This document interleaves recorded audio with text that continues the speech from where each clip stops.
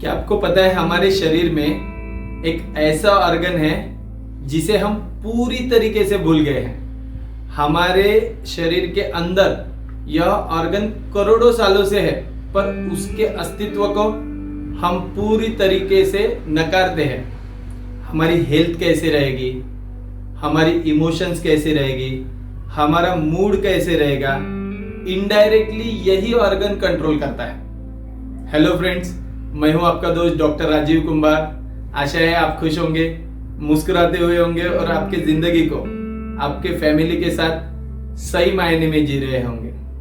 हमारे digestive tract में mostly large intestine में 100 ट्रिलियन माइक्रो ऑर्गेनिज्म रहते हैं। यह नंबर उतना ही है जितना हमारे शरीर में सेल्स है।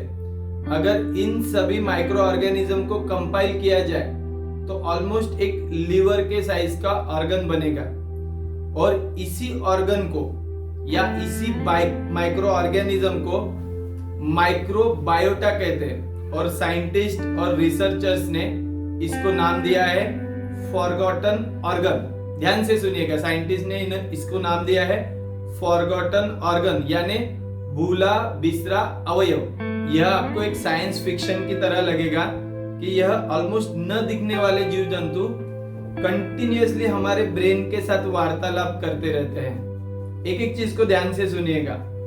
हमारे इंटेस्टाइन की, लार्ज इंटेस्टाइन की जो सबसे अंदर की परत है, जिसे गट लाइनिंग कहते हैं, वह एकदम पेपर थिन रहती है। उस पेपर थिन लेयर में हमारे इम्यून सिस्टम के सेल्स, हमारे व्हाइट ब्लड सेल और यह माइक्रोब्स कंधे से कंधे मिला के बैठे रहते हैं। यह लोकेशन का एक फायदा उनको यह भी है कि इस लोकेशन से जो इंफॉर्मेशन हमारे डाइजेस्टिव ट्रैक्ट से हमारे ब्रेन को जा रही है, तो उस इंफॉर्मेशन का कांस्टेंट सप्लाई उनको मिलता है और वह उसे सुनते रहते हैं। इतना भी नहीं, यह जो इंफॉर्मेशन कॉन्स्टेंटली हमारे डाइजेस्टिव ट्रैक्ट से हमारे ब्रेन को जा रही है, इस इंफॉर्मेशन को वो मॉड्यूलेट करते हैं और इनडायरेक्टली कंट्रोल करते हैं हमारे इमोशंस को और हमारे मूड को।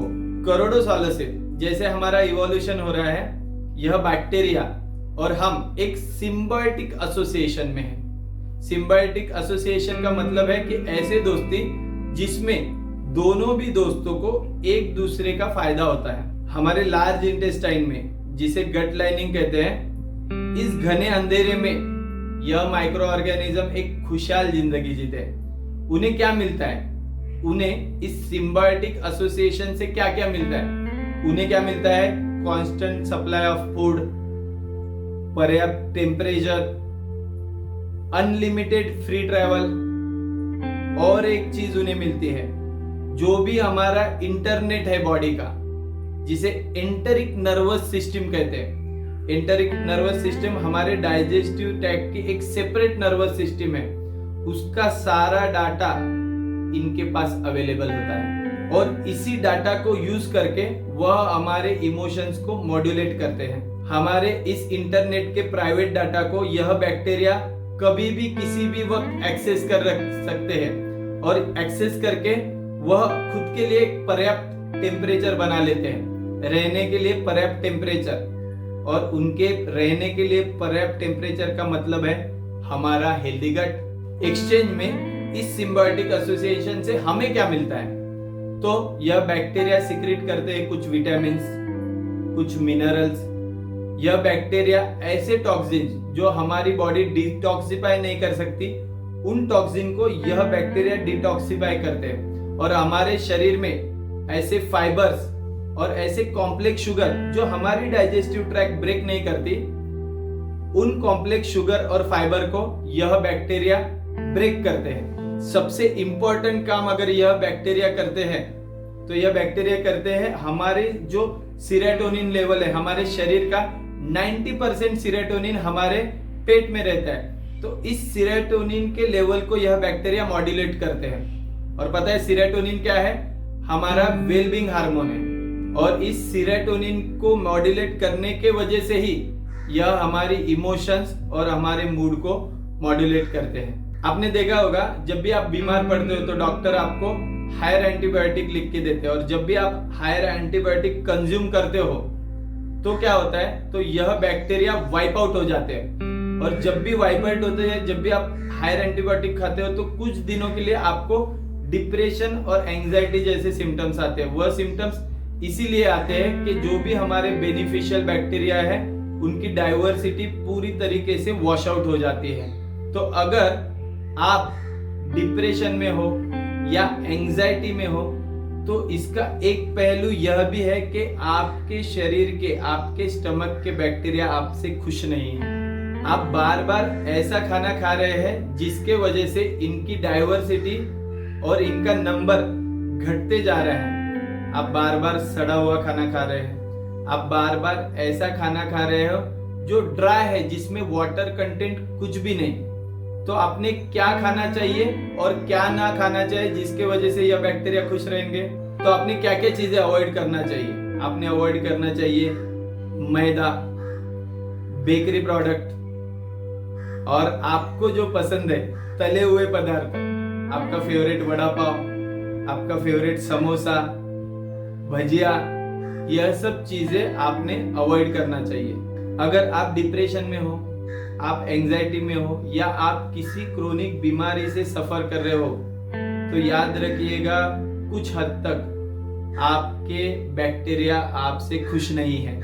तो इन्हें खुश करिएगा कैसे? तो सबसे पहले एनिमल फैट को अपने डाइट से कम करिए, यानी मांस, मटन, और प्लांट बेस्ड डाइट को स्विच ऑन कीजिए।